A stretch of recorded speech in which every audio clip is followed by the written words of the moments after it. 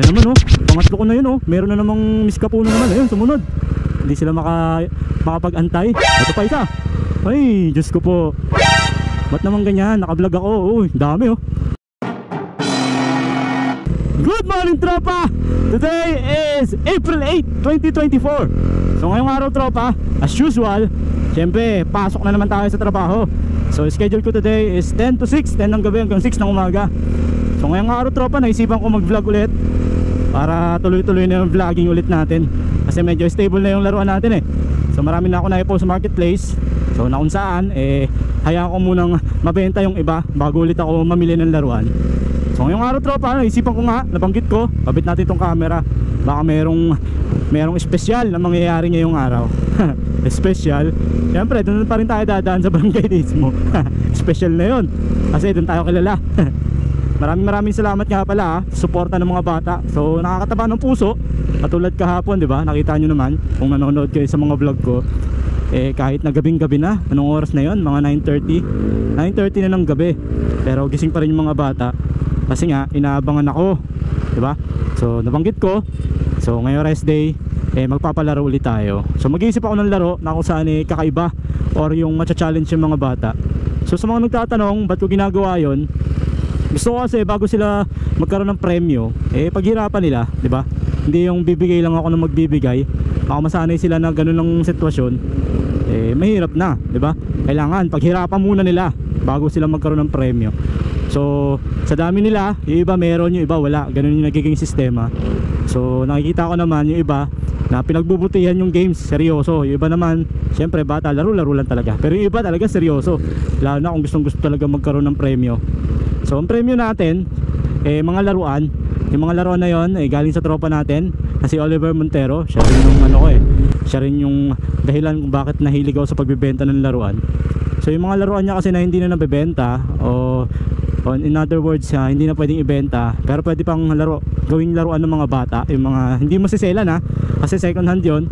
Minsan may mga damages na, o mga putol na, mga ganun. Pero pwede pang pagtiyagaan na laruin.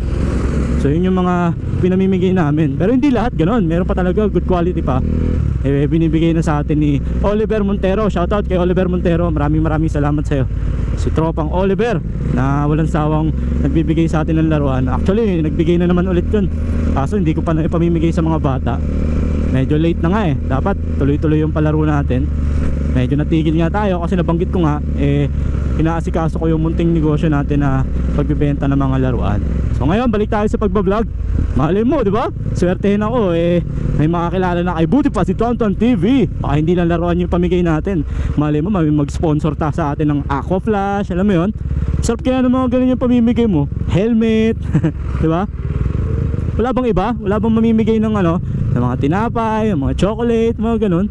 Mga pagkain. Mas maganda talaga pagkain kasi kakainin talaga, mabubusog yung tiyan ng mga bata. Nakafocus ako tropa sa mga bata kasi nga, una sa lahat, mahilig talaga ako sa bata. Kasi mga anak ko malalaki na. Ano na yung panganay ko, 17, bunso ko 15. So hindi na mahilig sa laro yung mga yun. So medyo nahilig ako sa mga bata, yung mga makukulit. Mahilig kasi ako makipaglaro sa mga bata. Kaya yun yung naisip kong content. Pero syempre may mga content pa rin tayo na kasama pa rin yung mga matatanda, di ba? All around tayo Ayun na naman pangatlo ko na yun meron na namang miskapuno naman. Ayun, sumunod. Hindi sila makapag-antay. Ito pa isa. Ay, Diyos ko po. Ba't naman ganyan? Nakablog ako. Uy, dami Kaya tinatawag na na kamote yung mga motorista, yung mga, lalo na yung mga nakamotor. Dahil sa mga yan. Konti na lang, ilang segundo na lang, hindi pa makapag-antay, di ba? Paano kung may dumiretsyong sasakyan? Aksidente ang kahihinatnan. So once again, pang ilan na to? Ang daming yung nakuha ngayong araw. Dati pa isa-isa lang, ngayon ilan sila? Kasi may nauna. Tapos nakita nung iba, okay lang kasi wala namang sasakyan sumunod yung iba. Naudyok.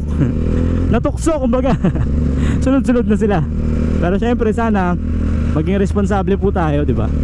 Yung aksidente hindi natin alam kung kailan yan kung kailan mangyayari, kaya nga aksidente, di ba? Kahit anong ingat natin. Speaking of aksidente, nakaraan lang aksidente kami ni Mrs. Binangga kami ng e-bike. So yung nagdadrive ng e-bike isang matanda na. So kaya hindi na ako hindi na namin pinalawak pa yung usapan. So sabi na lang namin, sagutin na lang yung first aid ni Mrs. Kasi si Mrs. yung napuruhan. Si Mrs. ay nasugatan sa iba't ibang bahagi ng katawan niya, right side. Kasi pagkabangga niya sa amin, tumilapon si Mrs. kasi nga pumreno ako At the same time, ang bangga sa amin sa gilid. So nagulat kami pareho ni Mrs. Tsaka ang lakas talaga ng impact. Kaya si Mrs. tumilapon. Pagkatilapon ni Mrs., pagkalaglag niya, naiapak niya yung kanang paa niya. So parang natapilok si Mrs. Dahilan kung bakit hanggang ngayon nahirapan pa rin siya maglakad. Pero awa ng Diyos, walang fracture yung mga buto niya. So ang problema, parang nalamog yung laman. Syempre kasi nga natapilok medyo matagal-tagal rin pagalingin ng tapilok. So yun lang. Ang kagandahan nun, naka-helmet kami pareho. So kahit malapit lang yung pinuntahan namin, nag-helmet kami. So kung walang helmet, baka nauntog pa si Mrs. kasi nga na-outbalance siya sumilapon siya, diba?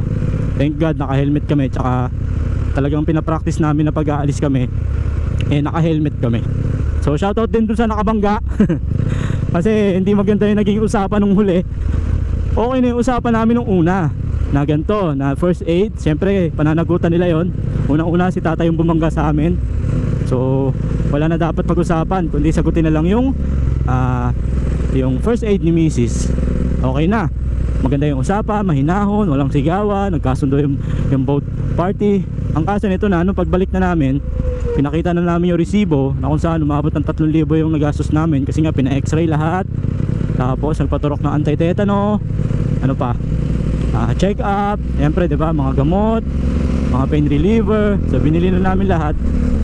Nung pag-abot namin yung resibo, biglang nag-iba yung ihip ng hangin na kung saan parang pinapalabas sa lanan pa namin, parang ganun. So parang hindi na lumala yung sitwasyon. So umalis na lang kami. Pero thank God pa rin kasi nag-abot pa rin si ate, yung asawa nung nakabangga.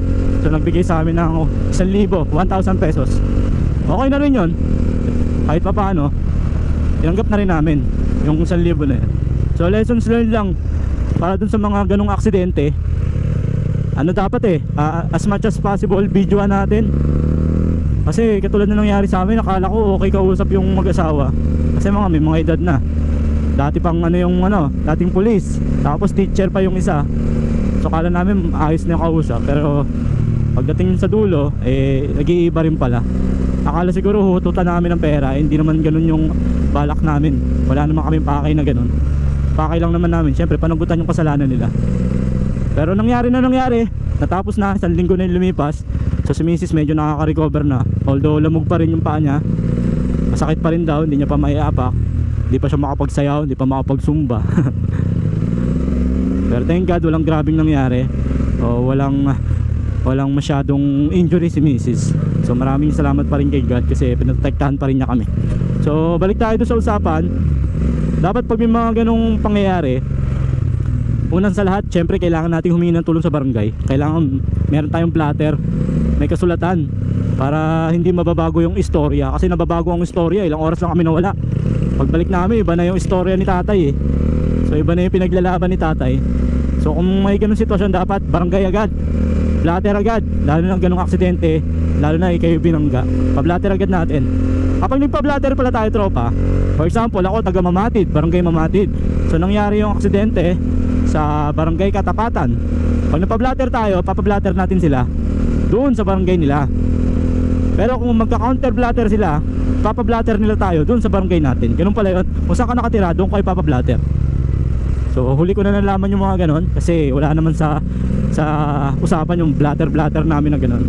Kasi maganda yung usapan ng una Ang naging pagkukulang ko lang, hindi ko na video yung statement. Pero sa totoo lang, talo talaga sila tatay kasi maraming witness nung nangyari yun So nangyari si tatay, pag ano niya ng e-bike, so nagmadali siya, hindi niya na control yung e-bike. So parang yung e-bike nagwala, bumangga doon sa amin. So yun lang. Yan naman si Taba. Wala pa ha? Huwag na, gabi na Huwag na, gabi na. Ha? So shoutout ka na.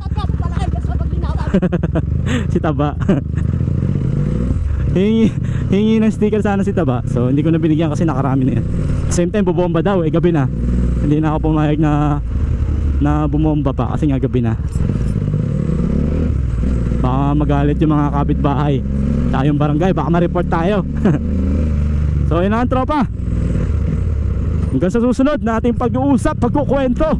Sana may natutunan kayo ngayong araw tungkol sa blatter. Siyempre, una sa lahat, always safety first. Ingat tayo lagi sa daan, focus sa daan. Hanggang sa susunod tropa, buti pa si Tonton. Ride safe sa lahat, ride safe. Peace, bye bye.